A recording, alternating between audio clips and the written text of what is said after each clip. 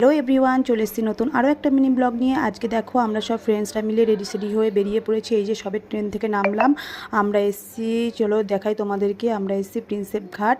এই যে দেখো পরিবেশটা, এই যে দেখো প্রিন্সেপ ঘাট আমরা নামলাম সবে। এখানে আমি আগে কোনো দিনই আসিনি, এই ফার্স্ট টাইমই আসলাম সব ফ্রেন্ডসরা মিলে। তো শুনেছি এখানকার পরিবেশটা খুবই সুন্দর, ওই জন্য একটুখানি সব ফ্রেন্ডসরা মিলে বিকেলের দিকে বেরিয়ে পড়েছি বাচ্চাদেরকে নিয়ে। দেখো আমরা এই যে গঙ্গার সাইডে যাচ্ছি এখন। দেখো কত সুন্দর পরিবেশটা। আর মানে আজকের ওয়েদারটাও খুব একটা ভালো ছিল না, প্রচণ্ড ভ্যাপসা টাইপের গরম ছিল।